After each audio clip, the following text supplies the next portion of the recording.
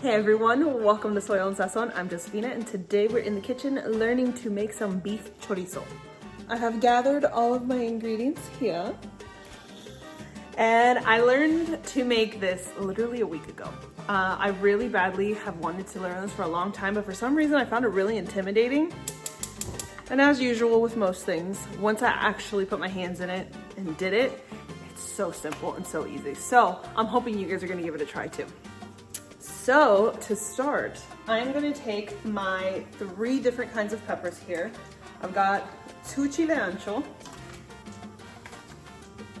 4 guajillo. These 2 peppers, no spice in them whatsoever. And 3 chile árbol. I said that incorrectly, it's chile de árbol. I'm hearing it as I'm editing right now and that sounded weird. This is where the spice of the chorizo is gonna come from. I found that 3 is a sweet spot for my family, so I'm gonna be adding that in. If you don't want it to be spicy whatsoever, these are the ones you want to omit. They're really small, but they are potent. First thing I'm doing with them is putting them on the comal. I'm not gonna walk away from them because if you walk away from them, these burn so easy. And once they burn, they have a really not good bitter taste. And then you gotta start over. So you'll know when they're ready because they'll start to smell really fragrant. Just flip them often so that the one side of them doesn't char too much. And if you watch closely when we're doing this part, you'll see the peppers puff up a little bit. I don't know why, I find that really exciting. Normally I wouldn't use tongs for this, I'd just use my hands, but because I have the gloves on, I'm not trying to melt gloves onto my fingers. So these chile de árbol are the ones that are done first. You can see the little bits of the dark color that are starting to happen on it. That's all you want on it. You don't want it to be super duper dark. This one is getting way too dark. You can see on one side it's fine and on the other it's really dark. Any more than this and I would toss it.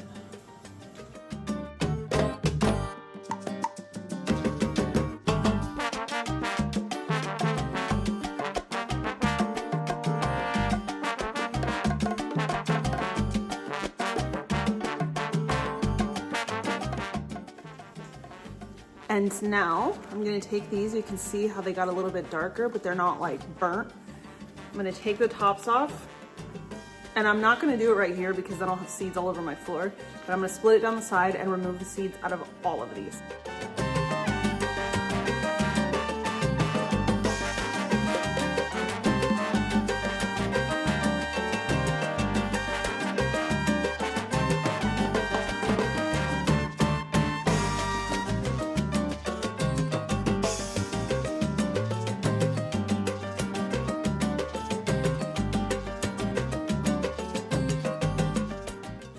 I've got a pot of water here that I had simmering. I turned it down to low, so now I'm gonna turn it back up to medium and I'm sticking all of these in there.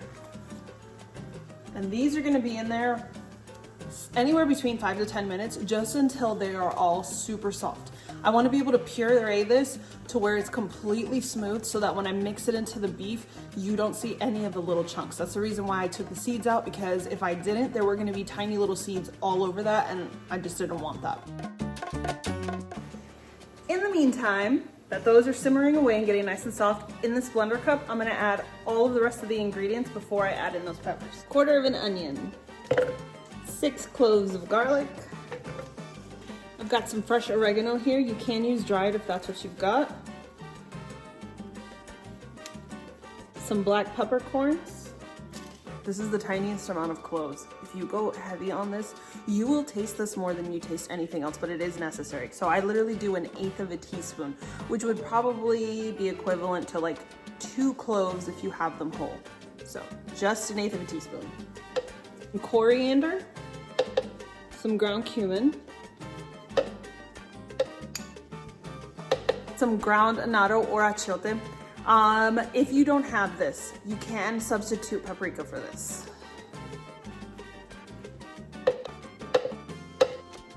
Some dried thyme. This is lemon thyme, but if you don't have that, just use regular old thyme.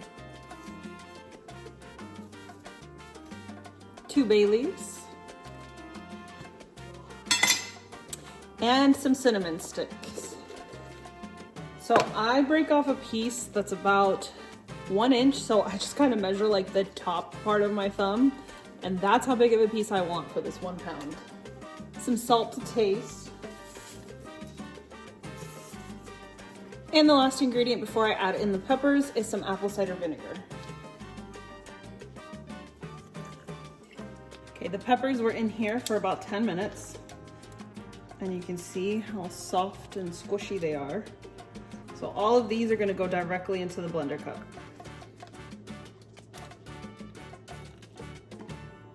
And now that everything's in, you're gonna blend it until it's a very smooth paste. If it ends up needing just a little bit more of a liquid to help you get that smooth blendiness going, just add just a touch of water at a time. You don't want this to be super watery because then it's gonna make the chorizo really watery.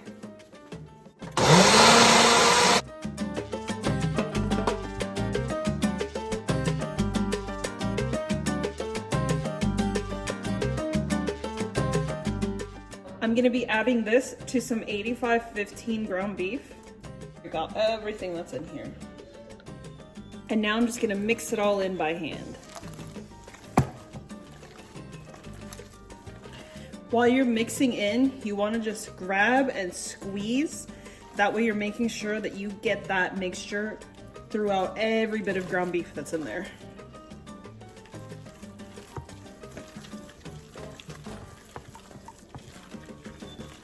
You'll know you have it mixed in well when it turns the ground beef into a paste instead of having that ground beefy feeling to it. And that's it. That easy and that quickly. That took me a total of 20 minutes to make. I can't believe I was intimidated by this for so long. It was that simple. You can do so many things with this. You can have this straight up in some tortillas with some onion and some cilantro and a nice salsa on top. And it'll be the best tacos you've ever had. You can add this into flour tortilla with cheese to make it a chorizo quesadilla. You can add these into refried beans, which I have a video for that, so I'll link that down below so that you can use your chorizo to make some chorizo refried beans. Or you can mix it into any dish that you have, whether some chicken, some steak, other ground beef, whatever it is that you want to add this to give it that really yummy, spicy flavor. My mouth is just watering smelling this right now. I'm gonna turn this into a chicken dish. So if you wanna see how I do that recipe, look out for the next video and it'll be in there.